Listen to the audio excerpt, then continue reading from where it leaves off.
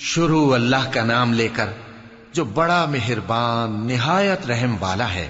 اے پیغمبر صلی اللہ علیہ وآلہ وسلم، اپنے پروردگار عالی شان کے نام کی تسبیح کرو، جس نے انسان کو بنایا، پھر اس کے اعضاء کو درست کیا، اور جس نے اس کا اندازہ ٹھہرایا، پھر اس کو رستہ بتایا، اور جس نے چارہ اگایا، پھر اس کو سیاہ رنگ کا کوڑا کر دیا۔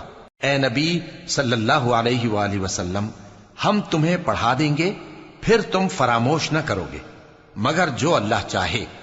وہ کھلی بات کو بھی جانتا ہے اور چھپی کو بھی، اور ہم تم کو آسان طریقے کی توفیق دیں گے، سو جہاں تک نصیحت کے نافع ہونے کی امید ہو نصیحت کرتے رہو۔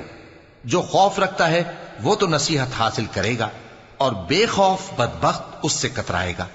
جو بڑی تیز آگ میں داخل ہوگا، پھر وہاں نہ مرے گا اور نہ جیے گا۔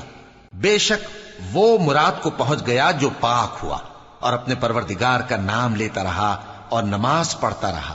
بات یہ ہے کہ تم لوگ تو دنیا کی زندگی کو ترجیح دیتے ہو، حالانکہ آخرت بہت بہتر اور ہمیشہ باقی رہنے والی ہے۔ یہی بات پہلے صحیفوں میں بھی درج ہے، یعنی ابراہیم اور موسیٰ کے صحیفوں میں۔